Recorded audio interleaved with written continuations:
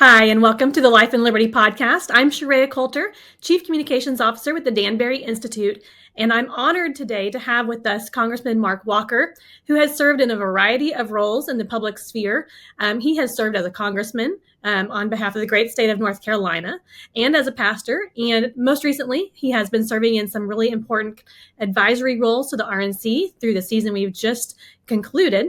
And so we're just honored to have him with us here today. He is really one of the, I would say, a lead ambassador for Christians, doing an excellent work on behalf of Christ, on behalf of Christians, just standing for our values in the public square. So we're just honored to have you with us here today, Congressman Walker. Sharayah, it is my privilege to be here. It's been neat getting to know you guys the last few years and all the hard work that you're doing, making sure that believers know specifically what's going on in the government. Absolutely. I think that seems to be a big piece is just, the more you know, the better people can be doing. And it seems that there's a hunger right now from people to have more information, to be involved. And that's encouraging. Yeah, most definitely. I mean, you have so many different sources and things that are coming into our culture, into our churches, into our families. So where are you getting the information that you can be informed as a citizen, as a voter, and as a Christian? Right. Absolutely.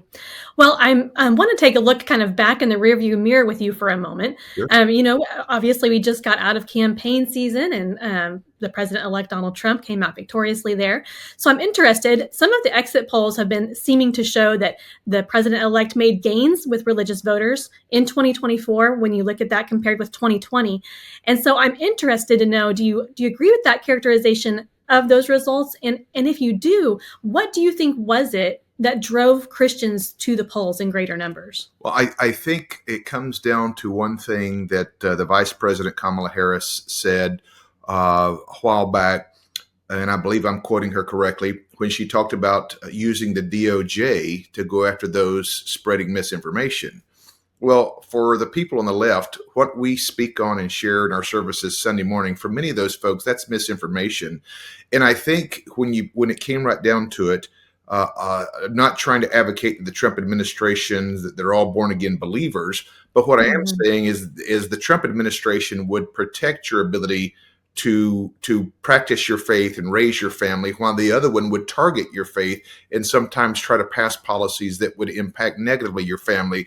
And I think as Christians looked at these two choices, I began, even maybe some the kind of that are moderately in the faith, if you will, they just realized that for the future of their family, for the future of their faith, that President Trump would expand those opportunities for us to practice our faith. And I think that's why a lot of evangelicals, the second reason is because there was a lot of hard work, whether it was your organizations or others getting out there and helping people to realize that this was a spiritual battle. This is good versus evil. And look, we know that God loves the entire world, but the policies that's being pushed by some in the left are contrary to the scriptures. And that's why we had to engage. And I think there was a little bit more of awareness than there has been in the past on these particular issues. Seems to have been a fruitful expenditure of time and resources getting people to understand the stakes, I think. Recently, I think we heard President-elect Trump talk about how in his administration, we know this was true of the last administration for him as well, but that he intentionally intends to surround himself with evangelicals. And we know that he listens, and has great advisors around him, which I think is encouraging to Christians as well. He does. I remember having a chance to kind of unpack Christian viewpoints, even in the White House, even at dinner one evening, and there were several Christians in the room there. And he's always fascinated by this Christian message of grace through faith. And he knows that the people that have prayed for him have made an impact and made a difference. And I think that's why it's important. Yeah, absolutely. Well, obviously, there is a very, obvious question that's facing everyone now. It's kind of top of mind, I think, for Christians is, now, what is next? Where do we go from here? Churches and pastors are kind of wondering, where are they needed next? What's on the next horizon? Well, I think it's about holding our elected officials accountable, even from the pulpit and even from the churches, even for people of faith. I remember back in 2017 and 2018, I had just been elected to chair the Republican Study Committee. So it gave me a little bit of an opportunity to make some decisions. So I called a special order on the House floor one evening to talk about legislation that we had passed out of the House that was still sitting on the desk of the Majority Leader Mitch McConnell at the time, and just felt like it was important enough. Now, my hashtag or my sign behind me was "Get Moving, Mitch." He didn't think that was as funny as I did, but I thought it was a little bit of a motivating factor. But the larger point, Sharayah, is to make sure that the people that we've put in office that have campaigned on these promises is to make sure that we're contacting, that we're saying, look, on these issues of life, on protecting our children, we're going to be here. We're going to be informed on the issues. We're going to know the legislation, and we're going to be calling your offices, reaching out, meeting with you to make sure that you guys have the strength to stand the line. And here's why this is so important, because I don't hear this a lot said. There are, I can tell you as the former co-chair of the Prayer Caucus, there's probably, I don't put a number on it, there's several wonderful men and women who walk in the faith, live it out, even in the DC arena. But so many times there is no backup for these warriors that are willing. They are targeted. Their families are paraded on social media. It is constantly persecution and spiritual warfare. When they're willing to get out there and step up and fight the fight, they need to be hearing from people of faith like you and like me saying, look, we have your back. Because there's going to be times where we say, look, we need you to have a stronger position on this, or we need you to vote affirmative or vote against this. But if we're not developing those relationships, whether it's the state or the local or even the national level, we miss a real opportunity to both hold accountable, but also to encourage those that are willing to engage this fight, because that's exactly what it is. It is spiritual warfare. Right. Absolutely. Do you see then, on that same note, a desire or a need to be, I think, bringing along the next slew and the next generation of people who are willing to run for those offices? And I think, like you're talking about, to pray for them when they're in office, when they're running, when you're trying to get them to run, all those things. 100%, Sharayah. I mean, look, I'm not going to deny there's nominal Christianity in the Republican Party, like there is other places. Sometimes they memorize our vernacular, they know what to say. But vetting these candidates, looking at their background, are they faithful? Are they involved in a local church many times, or do they have a lifestyle that backs it up?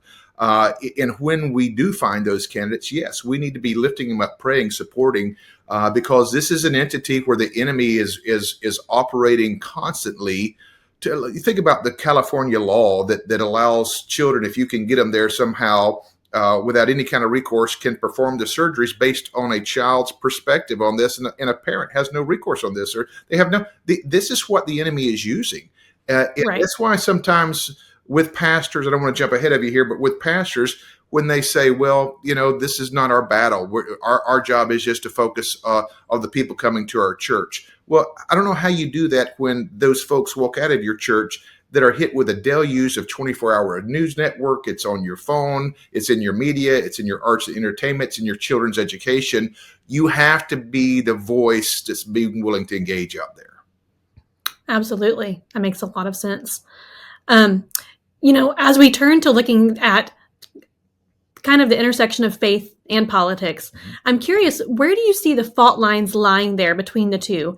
And by that, I mean, the president-elect, he had a great victory, in my personal opinion, in the Electoral College and in the popular vote.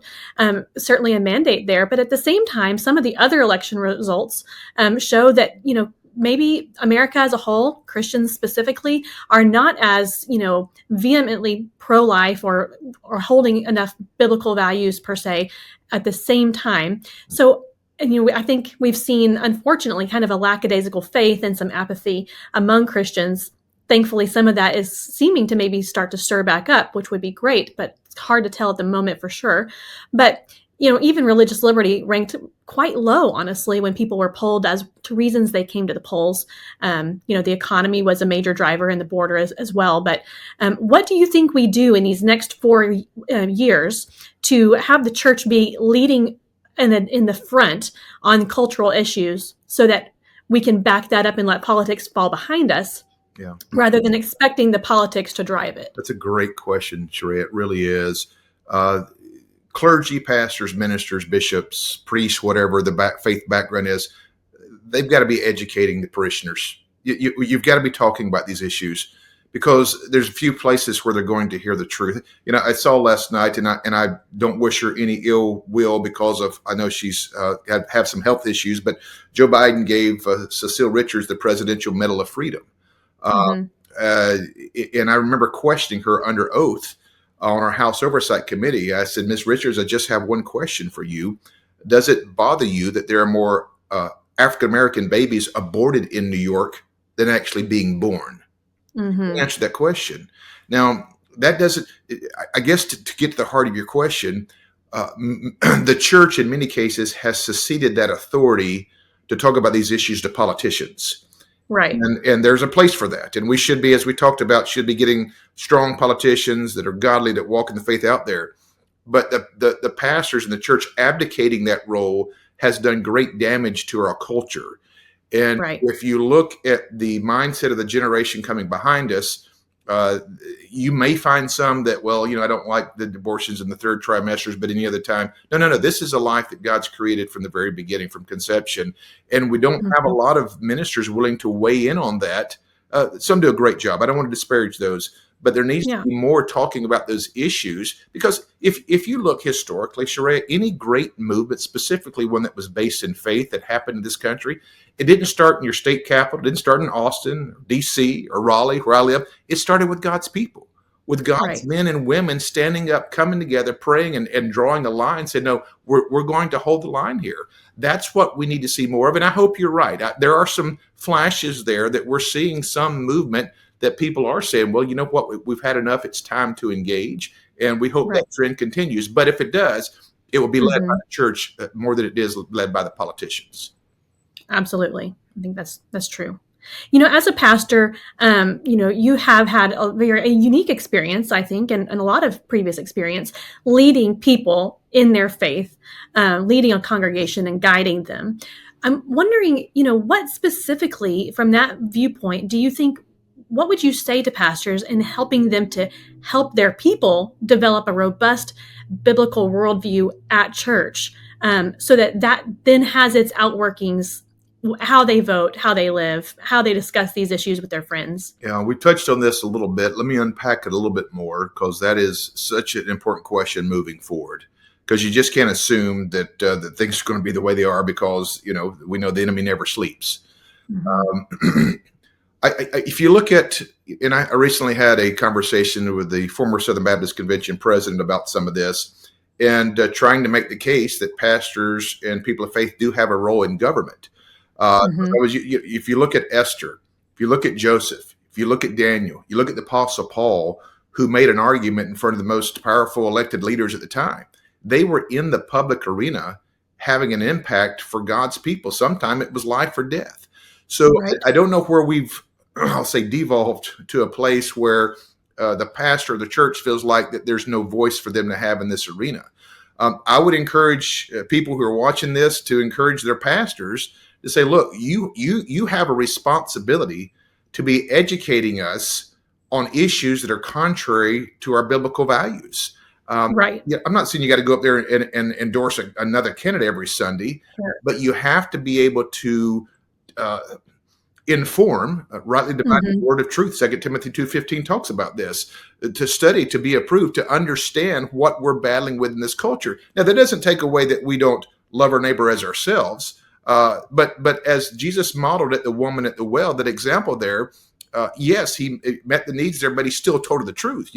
Look, Right. number Right. five's not your guy either, right? Your husband. Yes. But to be truthful with our neighbors, to be truthful with our culture, it's still sharing the love of Jesus. But it all comes down to, you go back to the beginning of our country, whether it's the Mayflower Compact, whether it's people like William Bradford and Roger Williams, who were governors and also pastors willing to guide their people from a spiritual standpoint. John Jay, our first Supreme Court justice. We could go on and on and on, talking about not just in general terms, but talking about the Christian faith specifically, because Mm-hmm. what these Judeo-Christian values and principles were built on, everything from our laws to the way that we govern. So we have so much of a responsibility to pass that from generation to generation.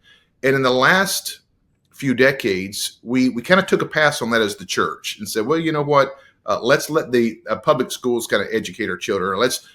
But the problem with that is there is no greater influence. And my children were privileged to go, especially early on, to a Christian school. There's wonderful places and organizations that can back up what you do, but the church has to be leading on these issues, specifically with the pastor. And under this is strong. But if you're watching this today and your pastor refuses to engage, I'd ask some hard questions about why. Why won't that pastor engage on these issues? Right. Yeah. I think, I really love what you just pointed out too about the church. I think this is such a two-way street. The church coming behind the pastor and encouraging the pastor to speak out. Yes. I think sometimes, speaking as someone who is only a church member, certainly not on any church staff. So this is my viewpoint, but it's easy to look at the pastor and say, why aren't you doing more? Why won't you speak out? But I think to realize that as people who are sitting in the pews, we have influence in, that encouragement for the pastor. A lot of times I think, we think of them as larger heroes than they might feel in their own heart. Mm-hmm. And I just mean that they really probably do rely on and appreciate someone coming back to kind of underscore that we're here for you. We have your back. And we are expecting you to, not to tickle the ears, not to let us hear what we just want to hear, but to tell us the truth. And we have seen, in several different states lately, and we talk with a lot of churches and pastors, and we've seen some where the church is really doing that. And the people are coming alongside, talking with their pastors. And I can hear sometimes pastors talk about what it means to them when they have, someone on their personnel committee, or they have someone on their finance committee, or just someone in the church, and sends them an email, something that you and I might think is inconsequential, but to that pastor, it meant the world, and it really moved them to amp it up. There's a parallel. People ask me sometimes, how did you hit the ground running so quickly in Washington, D.C.? And I've often said, if you can survive a Baptist business meeting, you can go work anywhere. But where there are parallels is anybody who's willing to get out in the front lines, elected official, a pastor, somebody like leading your organization, there's going to be opposition. And when that pastor, since we're talking about that and talking to pastors, maybe even now, that encouragement that comes from the parishioners, from people, that does really put a win in the sails, because there's a lot of, most of the time people are upset. They're going to bring it to you if they've got an issue. But pastors don't often hear. Others hear when they're on to something and you want to encourage them to engage. So take the time to do that, because the pastor in his group and his culture, where he's getting pushback on talking about these issues, he's getting pushback like, well, we're in a culture community here. We don't talk about these issues because it would offend too many people. Well, the truth is the truth, right? And obviously we want to be wise as serpents and harmless as doves.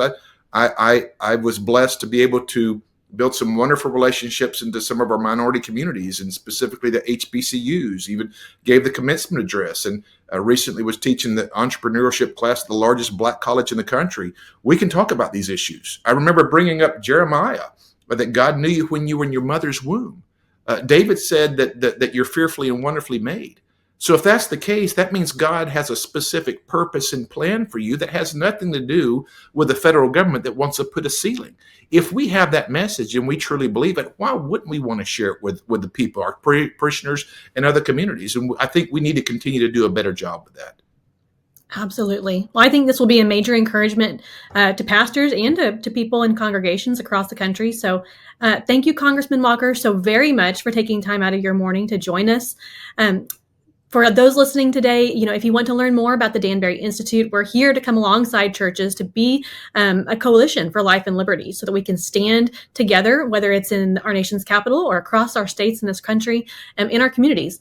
And we want to be able to help churches and come alongside them to build strong biblical worldview in their people, so that in these next few years, we have, the church to be able to bolster itself, to know what they believe, why they believe it, and to stand for that truth in the public square and in their families.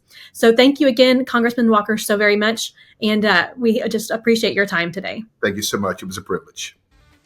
This has been an edition of the Life and Liberty podcast of the Danbury Institute. The Danbury Institute is an association of churches, Christians, and organizations aligned to affirm and preserve God-given rights to life and liberty. To learn more, visit danburyinstitute.org. The work of the Danbury Institute relies on generous patriots like you. To support, visit danburyinstitute.org/give.